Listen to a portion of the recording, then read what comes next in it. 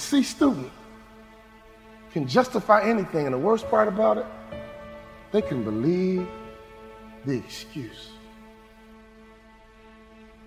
Don't look at me like that. Some of you guys have been defeated already in your life. You're saying to yourself, you know what, I got a GED, nobody wants me. I used to be an alcoholic, nobody wants me.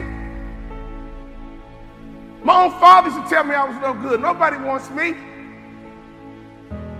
I'll just work this little dead-end job and we'll figure out what's next, because I don't have anywhere to go.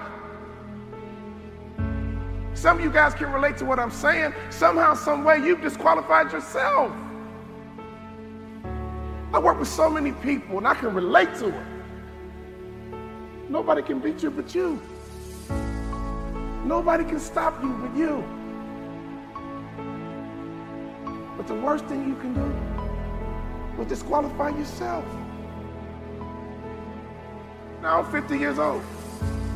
I got a wife. I got kids. I got mortgages. I got bills. School is over. That's all about the real deal right now. You guys with me? Is there any excuse for an adult not to get an A out of life? So when you go to work, is there any excuse for you not to be an A manager? Is there any excuse for your store not to be an A store? Is there any excuse for you to go home and not to be an A husband?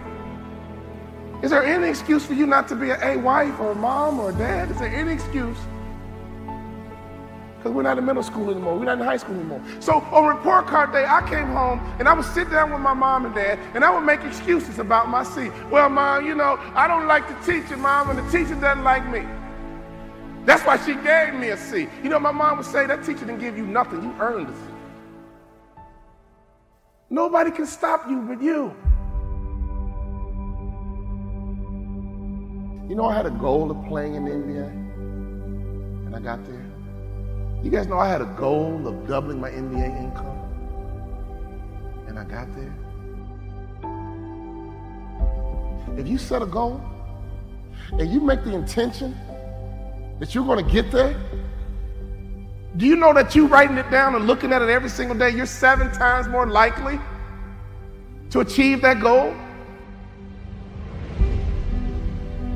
This is America, ladies and gentlemen. It can happen to you, it can happen for you, but you got to write these goals down, plain up on tablets, so they can be seen by men, and that man and that woman is you. My father said, write your goals down, son, and I wrote them down. I said, Dad, I'm going to play in NBA, and That's your problem, son. Your value system's screwed up. You're smart. This family's about being a student athlete. Rewrite your goals tomorrow and give them to me. He didn't yell at me. He didn't browbeat me. He didn't criticize me. He said, son, that's your problem. Your value system is screwed up.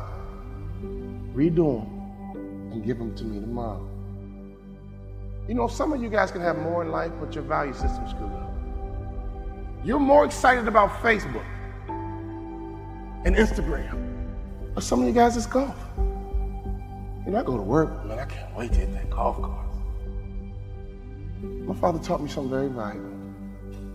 But you know what? You will dwell in what you dwell on. You will dwell in what you dwell on. If you dwell on marijuana, you will dwell in marijuana. And you will get the weed smoker's reward. I thought about it the other day. I'm from Chicago. I've never been to a thug retirement party. Have you? I've never been to a thug retirement party. I guess I have. They're called funerals. What you dwell in, you dwell on. So can I give you a little bit of advice? Make sure your value system is good. Make sure your value system makes sense. People say all the time, well, what's most important to you? God, family, work. And I know what you're going to write down, but it's got to be real in your heart. Does that make sense? What was in my heart was sports, and that's no lie. My father said, redo your value system, son. It's screwed up. I read it the next day. I said, Dad, you ready? Yeah.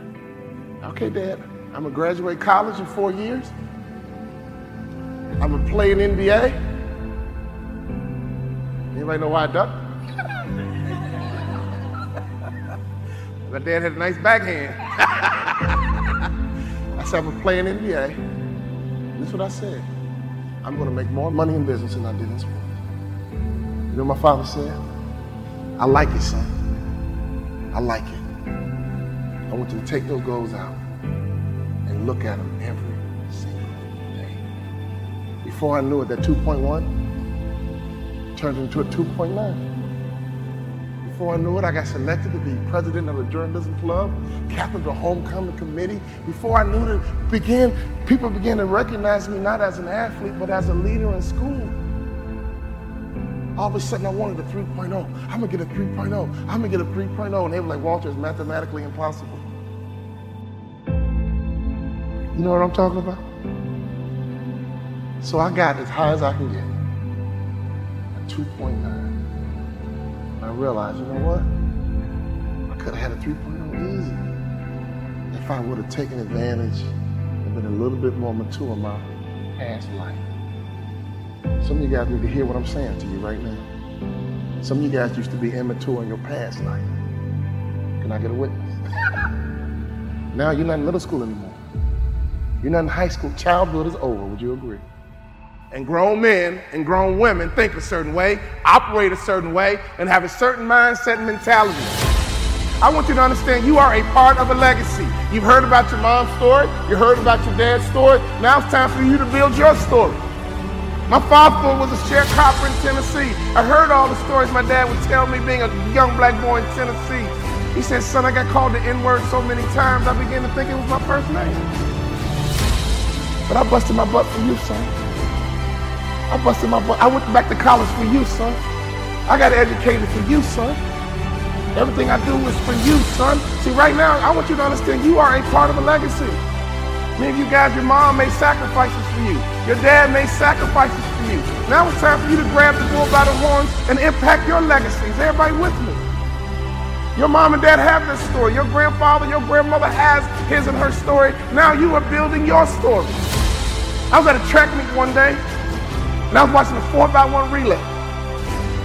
And I love a 4x1 relay because that first sprinter takes off with the baton in their hand, and they run as hard as they can, as fast as they can, and when they get to the next athlete, they yell, stick!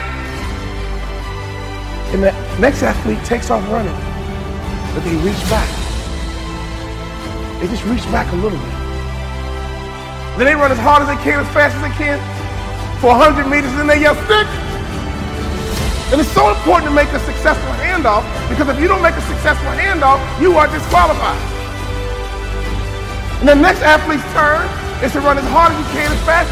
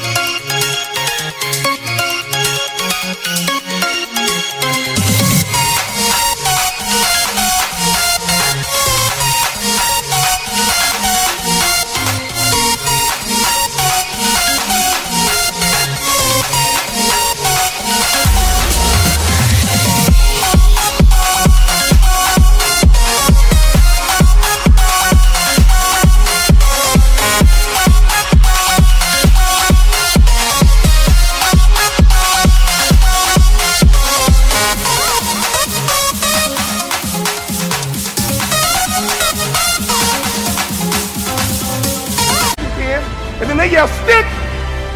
And they hand it to the anchor. That anchor is Carl Lewis. That anchor is Flojo.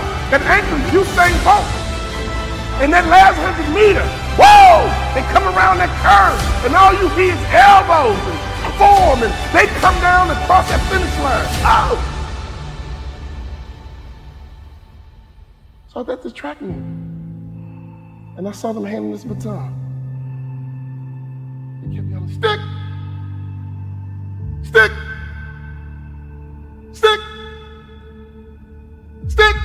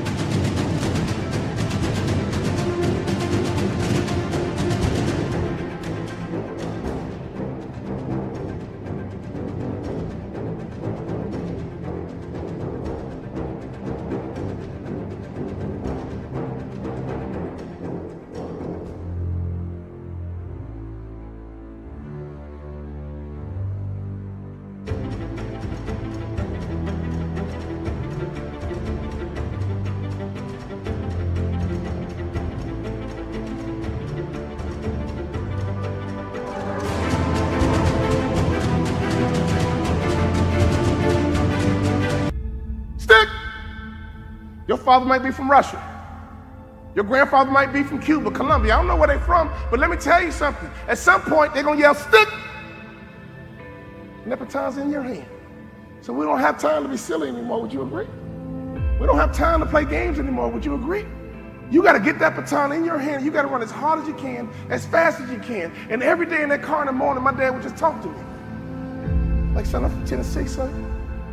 Education is very valuable. You cannot devalue education. Education is important, son. That's the way out. Education, working hard, education, getting trained. Smart families are training and development organizations masquerading as a family. Mom, dad, you are head trainers of a family. You know what my dad would say? Go get it, son, go get it. Be sweet, baby, be sweet, go get it. Go get it, be sweet, baby, go get it. Go get it, be sweet, baby. Go get it, be sweet, baby. Every time I left the house, my mom would say, be sweet, baby, be sweet. My dad would say, go get it, son, go get it. Go get it, son, go get it, be sweet, go get it, be sweet, go get it, be sweet, go get it, be sweet. My family had two core values. Go get it, son.